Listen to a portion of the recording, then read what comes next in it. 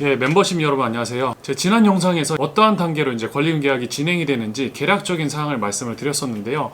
체크해야 될 사항들도 몇 가지 말씀을 드렸었는데, 기존에 운영하던 상가를 승계를 받아서 임대차 계약을 맺는 경우 말씀을 드리려고 합니다. 여러분들께서 이제 사무실에서 이제 업무를 보고 있었는데 전화가 왔습니다. 업종은 다양하게 만들어질 수가 있는데요. 카페든 음식점이나 옷가게, 미용실을 하던 고객님이 매장을 넘기려고 하는데 좀 하실 분 없나요? 하고 이렇게 전화가 왔습니다. 자, 전화가 오면은 여러분들 뭘 체크를 하라고 말씀을 드렸었죠. 제가 이전 영상에서도 이제 매물 장부에 이러이러한 사항들을 체크를 해서 기록을 하라고 이제 말씀을 드렸었잖아요. 매물 장부도 공유를 해드렸으니까 그 장부를 체크를 하시면서 꼼꼼하게 기록을 하시면 될 것 같고요.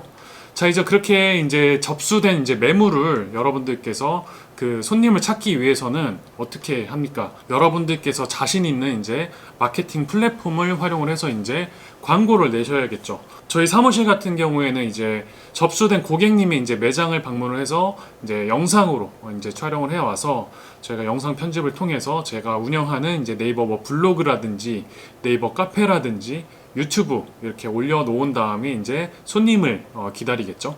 멤버십 여러분들께서도 운영하시는 플랫폼을 잘 활용을 해서 이렇게 광고를 올렸다라고 가정을 해볼게요.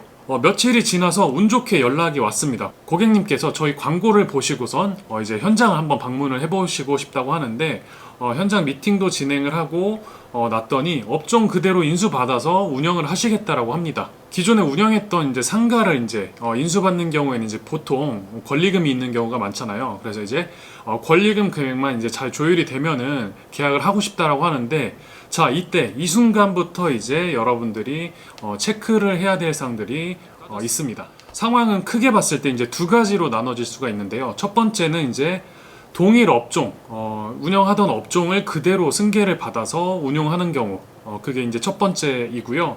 두 번째는 운영하던 곳의 업종이 바뀌어서 이제 다른 업종으로 운영을 하려고 하는 경우, 이렇게 두 가지 경우로 나뉠 수가 있는데, 먼저 첫 번째 경우, 동일 업종으로 승계받는 경우를 제가 말씀을 드릴게요. 동일 업종 간의 승계를 하는 경우에도 두 가지로 또 나눠질 수가 있는데요.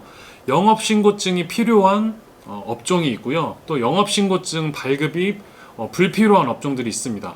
예를 들어 보면 대표적으로 이제 판매업 같은 것들, 의류 매장이라든지 액세서리, 신발 등등 이렇게 완제품을 판매만 하는 경우에는 영업신고증이 불필요하기 때문에 이러한 업종들은 양 당사자 임차인들끼리 어떠한 품목들을 인수인계를 할지, 그리고 권리 금액만 잘 조율이 된다라고 하면은 상가 권리금 계약을 진행을 한 이후에 상가 임대차 계약을 하면은 진행 사항은 종료가 됩니다. 상가 권리금 계약이나 상가 임대차 계약의 구체적인 사항들은 제가 추후 영상에서 이제 말씀을 드릴 텐데, 어쨌든 업무 자체는 영업신고증이 불필요한 업종들은 권리금액 잘 조율해서 품목들만 잘 인수인계하게 되면은 비교적 간단하게 계약이 끝난다라고 생각을 하시면 되고요. 영업신고증이 필요한 업종들이 있죠. 여러분들께서 상가 중개를 하시면서 정말 자주 마주치게 될 이제 업종들이 휴게음식점 업종, 일반 음식점, 제과점 등이 있는데요. 대부분의 외식업 관련된 업종들은 다 영업신고증이 필요한 업종이기 때문에 여기에 모두 다 해당이 됩니다. 전에 영상에서도 이제 제가 말씀드렸다시피 영업신고증이 필요한 업종들은 체크해야 될 사항이 좀 많다라고 말씀드렸었는데, 여러분들 좀 기억을 하시나요?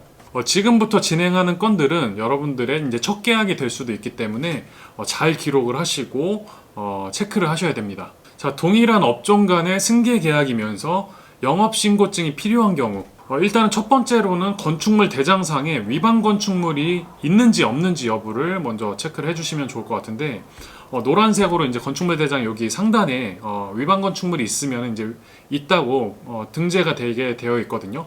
저희가 지금 진행하는 건이 이제 신규로 임대를 하는 게 아니라 기존에 운영했던 매장을 인수받는 작업이기 때문에 영업자 지위 승계 업무를 통해서, 사실 이렇게 동일 업종 간 승계 받는 경우에는 이제 권리금도 있을 뿐더러 영업신고증을 인수받는 영업자 지위승계 업무를 이제 구청 가서 같이 볼 거기 때문에 사실상 위반 건축물이 있더라도 승계 업무를 받는 데에는 이상은 없거든요.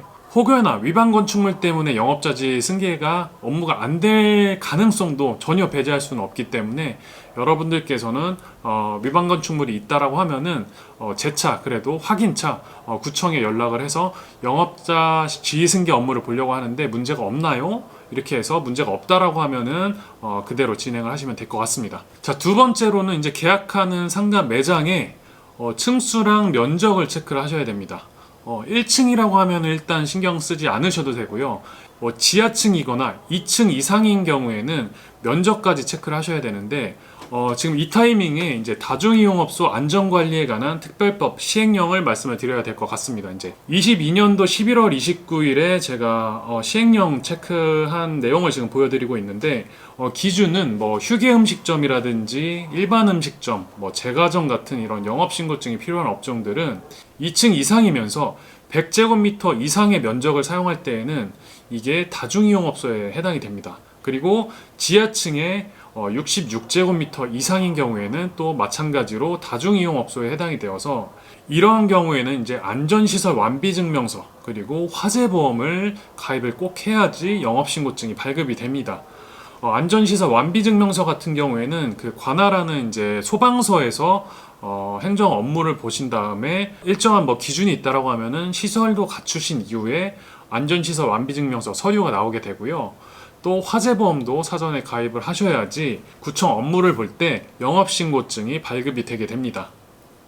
그래서 아까 말씀드린 대로 이런 다중이용업소에 해당되는 곳들은 휴게음식점, 뭐 일반 음식점, 제과점, 뭐 추가로 뭐 학원이나 뭐 게임 제공업, 노래 연습장업, 체육시설업 등등이 있는데요.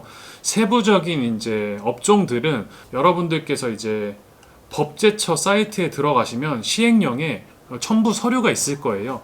저도 체크를 해서 영상의 하단에 링크를 좀 걸어 드리도록 하겠습니다. 요약하자면 다중이용업소에 해당되는 이제 업종들은 2층이나 지하층을 사용할 경우에 일정 면적 이상을 사용을 한다라고 하면은 안전시설 완비증명서 그리고 화재보험 사전에 가입을 하시고 서류를 발급을 받아야지 구청에 가서 영업신고증을 발급을 받을 때 문제가 없다라는 부분 말씀드립니다.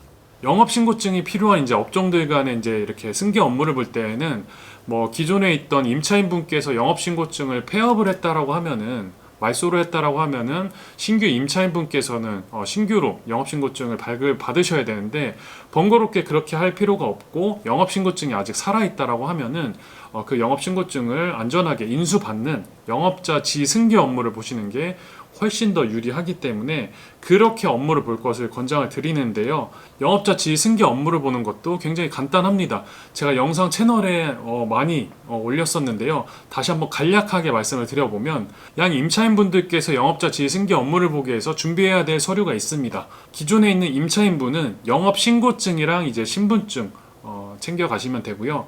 신규 임차인 새로 들어오는 이제 창업자분께서는 위생교육 수료를 한 다음에 그 수료증을 챙기시고 또 보건증 챙기시고 신분증을 챙기신 이후에 같이 만나셔서 이제 구청에서 보통 저희 지역에서는 이제 환경위생과에서 업무를 담당을 하거든요.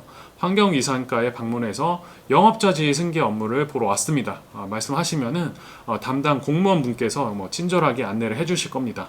영업자 지위 그 승계 신고서를 작성을 하면 되는데요. 한 10분에서 한 15분 정도 소요가 되고요. 그러한 이후에 영업신고증과 또 임대차 계약서를 갖고 신분증을 갖고 세무서에 가셔서 사업자 등록증을 신규로 발급을 받게 되면은 창업자분께서는 이제 안전하게 영업을 하는데 집중을 하시면 됩니다. 공인중개사분께서도 처음에 업무가 이런 업무를 본 적이 없다라고 하면은 두세 번 정도는 같이 업무를 보시면서 동행하셔서 업무가 어떻게 이루어지는지 익혀 두시는 것도 앞으로 업무를 보시는데 도움이 많이 되실 거라고 생각을 합니다. 네, 오늘은 이렇게 동일 업종 간 승계하는 사항을 알아봤는데요. 다음 영상에서는 업종이 달라지는 경우 그리고 또 신규로 창업을 하는 경우 어떠한 서류들을 또 체크를 하셔야 되는지 살펴보는 시간을 갖도록 하겠습니다. 감사합니다.